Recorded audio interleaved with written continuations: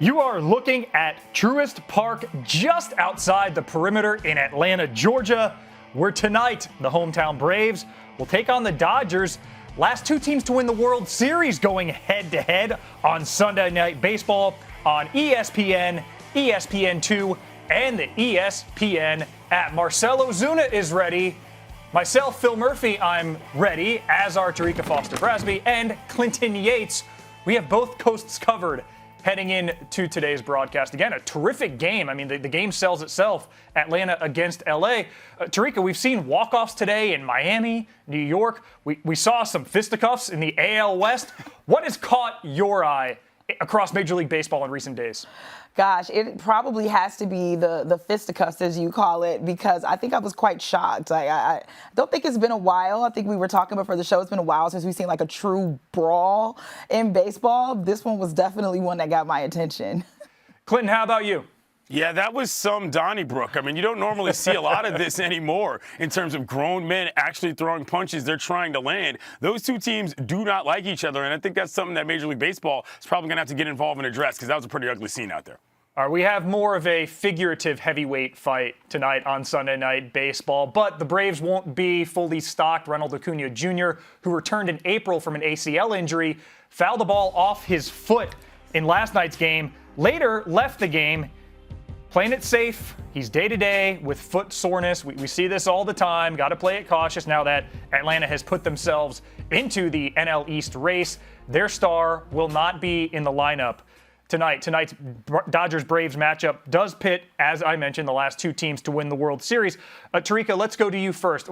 What do you classify as the state of both of these teams, starting with Atlanta?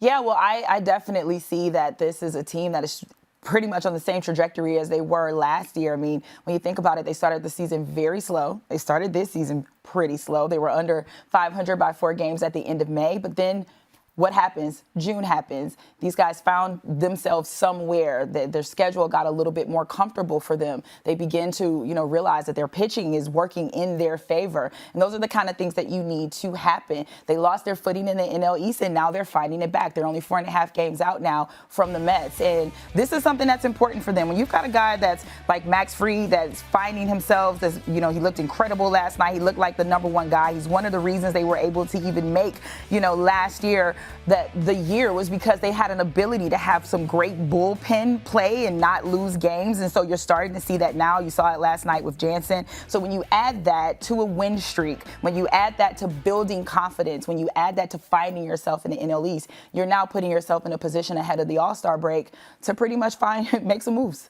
Yeah, Clinton, I mean, you look at last year's team, they were kind of middling early, go all the way to their first World Series since 1995. This year's squad, as Terrika mentioned, sub-500 ball. They reel off 13 straight wins. Cynics would say it was a byproduct of them taking advantage of a weak schedule, but they took advantage of a weak schedule, and now here they are with the potential to win a series against LA. How much do you look at last season and say this is analogous, or is it just, another good team playing good ball as now we get into the middle of summer? I think it's more of the latter, but people forget last year they came into the playoffs as the team with the least amount of wins overall and ended up taking the whole thing. And I personally believe they've gotten better this season from a flat talent standpoint. This is the cool thing about having a team that you built through the draft, is that the guys you have hanging around believe in what they're doing. That's what the purpose only of winning the World, not only is, but a big thing about winning the World Series is, you can do it. And that's a big part of what I think the confidence of this team comes from. They brought up Michael Harris II, which kind of coordinated with when this crazy win streak started. Dansby Swanson has turned into a real guy, former #1 pick overall, not trying to hit homers every time, not trying to be the man, simply trying to be the best Dansby he can be. I think Brian Snitker has done a great job with this team overall, and second in the NL, at least that's fine, but I don't think anybody's trying to see the Bravos when it comes to the playoffs. Clinton, let's get to the boys in blue. They've been in the conversation of World Series and National League favorites for the better part of the last decade. They find themselves there again. Again, this team 2 years removed from their last World Series title. Where do you rank them amongst the favorites in the National League and all of Major League Baseball? You know, the talent in that lineup is one that you can never, of course, count them out. If you just looked at them on paper, they would obviously be good. But unfortunately, you don't play the games on paper. You play them inside of TV sets. And the injury bug has really hurt them this year. Mookie's out right now, which has led to a sort of a revolving cast in right field. People trying to figure out what they're going to do. Walker Buehler's on the shelf. You know, guys like Clayton Kershaw are entering their last years. They really do have an injury issue, although they've managed to keep it together. Guys like Trey Turner, who lead the team in pretty much every offensive category, have really buoyed them. And I do think that eventually the Dodgers are going to refine it. But the injury bug is a real concern for them. Dave Roberts is keeping it together. Yeah, Terrika, same question for you. The Dodgers are first in the NL West, facing one of the hotter teams in baseball in the Braves. If we're having this conversation again in September, October, where do you expect the Dodgers to be in terms of World Series contenders? Right here in this conversation, you know, if someone would have told me that Tony Gonsolin and Tyler Anderson would be the arms for this team consistently, I would have said y'all are tripping, okay? And I was the one who actually thought that Walker Buehler would be in the Cy Young conversation as we started this season. However, again, I think the hitting rotation is still have yet to really hit their stride. I don't trust the Mets. No one should. I don't trust San Diego. They've put me down this rabbit hole too many times before. So absolutely, it's got to be the Dodgers that are still sitting at the favorite, even with the injuries that you've alluded to, Clinton. Well, and the fact that we've seen them do it before. But one big name for both of these clubs, last year for Atlanta, this year for LA, making the trip from just outside the perimeter in Georgia, taking that direct flight to LAX. One Mr. Freddie Freeman, who returned to Atlanta as a visitor for the first time in this series. We lost 97 games in 2015, and 6 years later, we're world champions. He meant a lot to the city of Atlanta. A cornerstone guy for this franchise for so long. We're world champions forever. Freddie Freeman to the Dodgers. I thought I was going to spend my whole career there, but sometimes plans change. Fly ball left center field. And it's gone! Ultimately, it came down to wanting to come home. If it wasn't going to be the Braves, I think that was the best decision. Complicated emotions, certainly, for Freeman returning to Atlanta. Played 11, 12 seasons for the Braves, won an MVP late in that window, and then punctuated it with a ring. Clinton, he returns for the first time as a visitor now with the Dodgers. Very similar stat line. His batting average is near bang on. The OPS is comparable. What did you make of Freeman's return to Atlanta for the first time? I thought his reaction showed a lot about who he is. For people around the game, we all know that Freddie Freeman is one of the best actual human beings in baseball. That's not just because he takes beautiful pictures of his family and puts them on IG. Players around the league like him, and everybody who's around baseball likes him. That's why this was so awkward, is because he'd done everything from a team he was drafted by, getting an MVP, getting them a World Series, having to come back in a situation like this in which, honestly, nobody really lost. You simply broke up, was very kind of humanizing, I think, for a lot of people. Clayton Kershaw made some interesting comments about how he hopes that the Dodgers can be his priority, even in thinking in this in the rear view. But earnestly, I'm proud of Freddie Freeman for even doing this at all, just in terms of the way he embraced it all, showed his emotions. He's a real, actual dude, and he's still playing baseball at a high level for the Dodgers. They got something that they needed. Atlanta got rid of somebody that they didn't think that they needed, which still will forever shock me. But overall, he handled it like an adult, which is not easy to do always when you feel, like a little kid that might have gotten wrong. Yeah, you see him in top 6, top 7 for one of MLB's pillar franchises. On the Braves' perspective, they get, 5 years younger at first base with Matt Olson. Terrika, what do you make of the first baseman swap now for Atlanta moving forward? Well, I mean, I think there are still a lot of fans who are, questioning even right now that trade questioning that move because Matt Olson has gone through a little bit of some struggles here recently. But I mean, when you really look at it, the numbers aren't that big of a difference. I mean, one's batting 249, Freddie Freeman's 303. I mean, Olson isn't even looking the way that he looks from an average perspective, the way he did in 2021. But it's not that big of a drop off. And I think what it really comes down to is simply what was the point? Freddie Freeman is still giving monster numbers, monster production. I mean, was what he was asking for in a counter so horrific that you didn't feel like it was worth it? And so to Clinton's point, yes, it's still shocking that you made this move. But when a guy gives you 15 years, when he's on top of his game, even at 32 years old, I think you still have to ask yourself, where's that loyalty line? Where do we draw that loyalty line? And I think that they may have drawn that loyalty line a little bit too soon in giving up on Freddie Freeman. His production is monstrous right now. And I think, what we are seeing is that this move has been mutually beneficial for both teams. However, if it had not turned out that way, I think we'd be having a very different conversation. Yeah, and you compare the averages, it seems like a little bit drastic, but you show the OPSs at 60 points apart. Olsen leads all of baseball in doubles as well, and seems like he's shown flashes of being able to round back the form he had last year when he made his first All-Star team, an overdue All-Star team at that. Top of the hour, it is Braves and Dodgers from Truist Park, broadcast on ESPN, ESPN2, and the ESPN app. Oh, there's old Ron Washington watching Uncle the boys get Ron. loose. Uncle Look at Ron. him. Looking good. Inside of 20 minutes to first pitch in the rubber match between the Dodgers and the Braves. Again, you can catch that on ESPN, ESPN2, and the ESPN app. Guys, it's time for You Love to See It. It's been a minute since our last show. We got a lot of awesome video on which to catch up. I want to start with guys playing out of position, which makes for darn good stories most of the time. 695 career MLB appearances for one Mr. David Robertson as a relief pitcher. Terrika, he gets his first plate appearance. I'm going to say he might have to wait a little bit before he gets his second. He is going to have to wait quite a while. But you know what? I love his mentality. He's like, Diego Castillo. I'm not going to not swing at this, is what he's saying. Like, I don't care what you throw up here. Swing the bat, man. I'm swinging at everything because I deserve it, okay? In almost 700 appearances, I deserve this. Couple of things I love about this. Number one, he goes to the plate sans batting gloves, which is what you got to do when you're not normally hitting. Number two, Castillo's, this is hilarious. He throws like 3 at him around 40, and then he dials it up to 50 and blows him away completely with pitch sequence on him.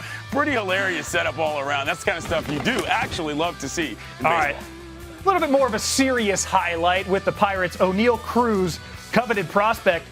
Back in the majors and didn't take long to open some eyebrows. Clinton, 96.7 miles per hour on this seed, a 6-3 putout. I mean, look, the way that he sets up on this ball, too, takes the backhand because he knows he's got the cannon and gives the double little hop and gets it across. I mean, I'm sorry, you don't see this a lot. And, you know, normally you don't have a guy with that kind of an arm necessarily playing the shortstop position, but I love infielders with strong arms. It reminds me back of the Sean Dunston days, and you don't just stick everybody in the outfield because they happen to have a cannon.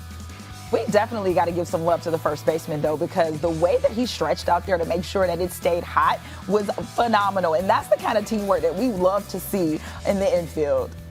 Yeah, and he caught over at first base. He caught that out of self-defense as well. But O'Neal Cruz, not the last time we'll be seeing a Web Gem caliber highlight from him. All right, across the state, Philadelphia Phillies, some rough news for them. We'll celebrate this. Garrett Stubbs, 3-run walk-off home run against the Fish. So amped. It's not a bat flip, it's a bat spike. Terrika, what do you make of this adaptation on the celly? You know what? Anything that is going to help make baseball more fun, I absolutely love to see. And that spike, honestly, I'm thinking he's giving Gronk a run for his money with this spike, okay? It was really good. He had a lot of the arm trajectory going down with it. It almost had a little extra bounce. I loved it. Guys, you got to know where this comes from. This comes from college baseball. Teams were doing this, calling it dropping the hammer, and they were getting so rowdy with it that the NCAA banned it in the middle of the tournament because they didn't want people going too crazy. So I love him bringing this back in the bigs. I mean, it's cool. When they do it at the lower level, all the guys get in the huddle, and as soon as it drops, they all bung out like they explode. It's pretty cool. Dropping the hammer, swinging the lumber, giving Philly something to cheer about. This is the one time I wish we had June on the line. Clinton, what are those? Quentin Berry, Brewers first base coach. City Connect jerseys with gold. What, those LA lights? I don't know what they are, but they are tremendous. They match those Brew City deals. Like, they remind me of those old shoes that kids used to wear that would light up at the bottom. I don't care what anybody says. This is cool. If for no other reason, then you've got a legitimate distraction on your hands for the pitcher when you're at the plate, who's probably going to be looking at that, and it's going to throw him off. This is not only fashionable, it's smart from a competitive standpoint. Terrika, fire or fail? It's definitely fire because those shoes were LA Gears, and I had some of them. Gears, yeah. Several pairs of them. And yes, I would have had those too if they were making those in 1993, okay? It's perfect. It's exactly what we need to see. And it's probably directing some traffic as well. And you're running those bases, you see those feet out there, you were good to go. All right, while we're reminiscing about the mid-'90s, we got a little Angels in the outfield. Earlier this month, 8-year-old Phillies fan Caden Marge seen praying for his team to make a comeback against the Angels. Oh, Angels on both sides of it. Bottom 9, and Bryson Stott answers with a 3-run walk-off home run, and again, showing the power of sports. I'm honestly a little bit upset for this because whenever I do the same thing for my Tigers, it never works. So either God's not listening to me. Either I'm calling the wrong number or he has the AirPods on when I'm asking for it, because this isn't happening for me. I absolutely love it. It is what the kids want. They get, and this couldn't have happened to a better team because my husband's a Phillies fan, and I just have to subliminally cheer for them. Couple of things to note here. They got the rally caps going tremendously. And secondly, is his friend rocking a Shane Victorino jersey? That is tremendous work out of him. I mean, that's a pull from Philly fan that I absolutely love. Man, this is a really fun moment. The kid's fired up, and good work out of the camera guys and the technical directors for getting back to that kid after the homer went out. That's smart television right there. Yeah, and that's not the end of the story. A few days later, Caden met Bryson and cemented the memory of a lifetime by signing a rally cap of the future and a bat. So prayers answered doubly so. Somebody get this kid a Tigers jersey, please. That'll be on you. Hey, coming up, top of the hour, Dodgers and Braves coming your way on ESPN and the ESPN app. Tony Gosselin getting loose in the outfield there at Truist Park. Guess those are kind of the groin muscle stretches this time of year. You can pull a muscle pretty easily. Activating the glutes a little bit. Yep. Got to be savvy. We're inside of 15 minutes to the first pitch. Also on ESPN2, you can catch Second Screen Experience, the K-Rod cast with Michael Kay and Alex Rodriguez. How's this for a confirmed guest list? Tony Danza, who's the boss? Angela. Oh. Man, we're just living in the 90s. Albert Pujols, Leo Mazzoni, former Braves pitching coaches out there. Ice Cube, and Frenchie, Jeff Francoeur, all those. That's a loaded lineup. ESPN2 for the K-Rod cast, traditional broadcast on ESPN. You can catch them both on the ESPN app. Clinton, we're bringing back a staple, one of your favorites from the Twitter. Let's go. Bringing it to the big screen. Quick shout out. I heard you shout me out on SportsCenter the other day for the same game. I appreciate that, Phil. That was a good look. My man, I just needed some clarification. Was it a snag, a grab, or a stab? That one was a snag. Let's get to these ones. So Hannah Storm and I were also on the snag team there, but that was the pro game. That was, I believe, Cubs Pirates in the SportsCenter top 10. We're going to Omaha College World Series. I know you had a terrific experience out there. So this is a College World Series edition. Congrats to Ole Miss, by the way, on just wrapping up a championship today, coming back from behind. Clinton, Oklahoma against Virginia Tech. Is this a snag, a grab, or a stab? So that's Kendall Pettis, who played for Oklahoma in the championship series. To me, this is a grab, mainly because when you're on the run, that's kind of how you have to position your glove. It's added to the fact that he goes tumbling into the bullpen, which helps everything in terms of the style points. But I'm on team grab for this one. I'm definitely on team grab with you as well. And for that very exact same reason, it was the flip over into the bullpen that really got me, where I'm like, listen, this is a standard catch. It's a grab.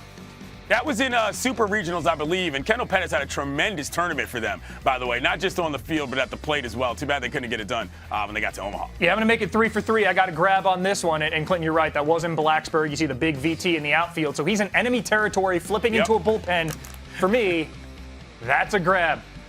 Up next, this is Vance Honeycutt, UNC against Arkansas. Ball lofted to center field. Honeycutt comes in for the diving catch. Terrika, snag, grab, or stab? That is a snag. And for me, what additionally makes that snag worthy is the extra pound the ground after the catch. Like, he was excited because he knew he just had completely robbed a guy. I love it. I absolutely love it. It's a snag. To me, this is a stab, but it's more of an unconventional one that happens with a ball in front of you. But just as an aside, for those of you who don't know, Vance Honeycutt might be the best player in college baseball next year. This dude is a hoss. He plays a great center field, saves all sorts of runs, and he's got a bat to boot. This guy's a real player to look for going forward in college baseball. I lean snag, but what I like most, as Terrika mentioned, it looks like he could fit right in on Hubert Davis's, zone defense, getting there and slapping the hardwood, except he's slapping the grass. And like Clinton said, name to remember for UNC next year. In the 3-hole, Notre Dame, Oklahoma, Sooners know how to play defense. They got a bunch of them over there. Blake Robertson into the dugout. Clinton, snag, grab, or stab? This is a grab for me, and by the way, I love the way he makes sure he gets out of the dugout immediately so he doesn't feel the pain, because that's what happens when you make a tumble like that. You're like, you try to tell your brain, no, nothing's wrong. But heck of a play against Notre Dame, who also made quite a run to get to Omaha this year. definitely a grab, and I actually like the brace for it. It's like he had enough time to catch it and brace. As he falls over, he has the opportunity to kind of put his arms there, kind of brace himself for it. This is definitely a grab. Yeah, for me, it takes something special for there to be a grab in the infield. This was special. A whole lot going on. He knew he was going to take a hit, probably knew he was going to flip into the dugout, but much like we saw Kendall Pettis at one, covers a lot of ground, flips over a wall. That's a grab. So's this one. Looking ahead, Arkansas, Ole Miss. Play wasn't made through the air, Clinton, but we love the gem with the celebration to follow. Grounder to second. Check out Robert Moore at the diving stop, spin and throw to get the runner. All right, he's a Gold Glove winner at second. First Razorbacks to win that award. Is this a snag, a grab, or a stab, Clinton? This is just a great play, and for infielders watching this, the hard part here is that he comes up, and in order to get enough on the ball to throw it, he turns his entire body around backwards. He doesn't try to open up his legs. He spins around and uses that momentum to get to first. That's just a good fundamental play in a heads-up spot. Yeah, I'm actually going to go with a snag on this one, too. But honestly, it's just before that, not only because it was a great play, but honestly, I feel like he had a little cockiness afterward, right? Yeah. Like that little extra little kind of tip on the top of his mitt. That was it. I know Clinton's a purist. It's only a snag, a grab, or a stab if it's made through the air. So what about this one being a swag? Because of the celebration game pointing at the glove. Up next, more Oklahoma, more Kendall Pettis. This is game one of the College World Series. Look, Oklahoma got eliminated, but you can't blame Kendall Pettis one bit. Terrika, snag, grab, or stab? This is a snag, but I can see how someone could go stab. But definitely a snag for me. I think I'm using the same logic as I used on Honeycutt. The ball's in front of you like that. It's make or break. You stab that thing, and you're done. Once again, though, Kendall Pettis had a tremendous tournament. Keep your eye on him. I know he only hits in the 9-hole, but he's fun to watch, and he's just a gamer overall. And he does a lot of the smart things. I mean, he drew an RBI bases-loaded walk today. But like you, I'm going to go with the same logic as Vance Honeycutt. I leaned snag on that one. I'm leaning snag on here. But congratulations to the Oklahoma Sooners on getting right to the doorstep. They had a terrific tournament, but the weekend belonged to Ole Miss, who captured again the Men's College World Series National Championship earlier today. Striders on the bump for the Braves. Less than 10 minutes to go. Coming up on 8 minutes to go for first pitch from Truist Park in Atlanta, the last two World Series champions at the top of the hour on ESPN, ESPN2, and the ESPN app. It is a rubber match today. Dodgers lead the season series 3-2. And candidly, man, when we do some of these Sunday night baseball games, you look at the teams and, okay, maybe we find an angle. These teams, it's very easy to figure out what to talk about. Again, the last two World Series champions, teams that we expect to be involved in the conversation in September, October, and beyond. Clinton, looking at LA, what excites you the most about today's game? I think it's got to be Gonsolin on the mound. He could be the first pitcher that gets to 10 wins in the bigs. And the way he's been dealing so far has just been really a wonder to watch. Like I said, the Dodgers rotation has been kind of iffy in terms of who's going to do what in the injury situation. Guys have been on the shelf for a long time, and they've been trying to put it together through a process of different relievers. Gonsolin's been the stopper. This dude is pretty much a guaranteed 6 innings or 7 if you want it. I just think that the way the guy is in form gives them a good shot tonight. And last night's game, that felt like a playoff game. You know, these two teams really have been going at it, but the intensity was there at Truist Park last night. I expect it to be there tonight as well. Yeah, you definitely expect that environment to continue as the Braves try and win this series, level the season series. Terrika, Spencer Strider's been part of that hot run for Atlanta. He's 2-0 this month. What do you expect out of the Braves, and what are you looking forward to watching with Atlanta today? What I love so far about this team is that it always feels that it is a true team effort, because realistically it has to be right now. Now you're missing Acuna Jr. Now you're trying to figure out, how do we continue to stay on this hot streak? Everyone has to play their part. Dansby Swanson still has to continue to play his part. They're getting great production out of Austin Riley over in third base. He needs to continue to play his part. And Strider is someone who really has the hot stuff. He has the goods, but he needs to control his walks just a tad bit better. I see that this is probably going to be a pitcher's duel tonight. That's what I'm expecting. But if you can get people to play play all of their positions, I honestly think that this probably will be a little bit closer than all of us expects it to be. I'm thinking maybe a 2-1 game, honestly. All right, well, we had you guys largely playing in position, right? Terrika on the East Coast, we're here in Connecticut, Clinton on the West Coast, he's in LA. Flip you around. Clinton, looking at Atlanta, knowing what they've done so far this month, and now the real measuring stick, can they win a series against one of the better teams, if not the best team in the National League? What are you expecting, or what are you, I guess, excited to see or decipher when you watch Atlanta in tonight's Sunday Night Baseball broadcast? You know, I've mentioned these two guys before, Michael Harris and Dansby Swanson. Dansby Swanson, a guy coming out of Vandy who, you know, when he first got up to the bigs, there was this expectation that he was going to be, you know, sort of an A-Rod, big bopper type in, you know, at the shortstop position. And he really had to figure out who he was. And so how he grows over the course of this season, because I think he still is going to be considered a leader of this team, is very interesting to me. And I mentioned Michael Harris as well. That guy as an outfielder is electric. And his, you know, the correlation between him coming up and this team going on a pretty wild winning streak, I think is direct. And so for the Braves, you know, there's just so many things. They've got a young, relatively young core, and like I said, they've got that World Series under their belt. So, you know, what they do tonight, I think, is going to be important for who they think they can be. But Acuna being out is tricky, because I just sort of feel like, man, if he can get a streak of being on the field together for a while, they're going to be a totally different team. They still don't exactly know who they are in tight spots with him, and as opposed to, you know, without him. And I hope that they can figure that out from a chemistry standpoint, because he makes this team way better, obviously, just on paper and on the field. You're looking at Dansby Swanson in the outfield in Atlanta, getting loose. He's starting to find his form, as, again, most of the Braves have. They're, 18-4 this month. So we've had Clinton's take on both sides of this. Terrika, it's your turn. Talking some LA, the second best team in terms of record, in terms of the National League. You said you expect them to be right there at the top at the end. What are you going to be watching for in a nice measuring stick game tonight against Atlanta? Yeah, definitely a measuring stick game tonight, because for me, I'm looking for the continued consistency. Like, that's the thing that's really going to help continue to drive LA as they try to navigate the injury issues that they're continuing to face. I think when we get on the other side of the break, when we start to see people come back, when we start to, you know, get when teams are starting to find themselves in playoff form, when they're starting to continue to build that chemistry, that consistency is going to be important. The Braves, the Dodgers are in a division where, you know, earlier I mentioned about how I don't trust San Diego, but they do still present a challenge.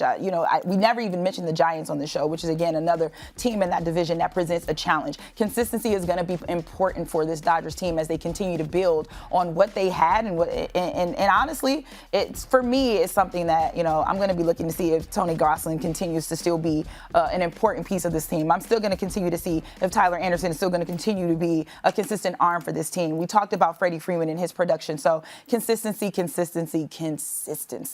it going. I got to say, there's some reasonable concern. You said nobody's mentioned the Giants yet, Terrika. There's reasonable concern out here that the Dodgers could miss the playoffs. I mean, I know it sounds ridiculous, but, you know, it's very real. And you think about a season in which, you know, the All-Star game is coming out here this summer, which is going to be tremendous. There's a lot of hype around this team. And the way things are going night to night, they're not hitting as well as they could with runners in scoring position. That's been very difficult. I've mentioned the injury thing before. And so when you look at the standings, it's not like this couldn't possibly become an issue for the Dodgers. They do have, in my opinion, still, though, the best actual roster if everybody's there and everybody's healthy. Like I said before, I realize Clayton Kershaw is sort of on the way out in terms of who he is, but, man, that Walker Buehler injury and any injury that involves guys being on the shelf indefinitely does not look good. I don't like the idea of that. And so, like I said, what happens to replace Mookie for the time that he's out is going to be fascinating to see, because while the Dodgers have one of the best farm teams in the country in terms of their system,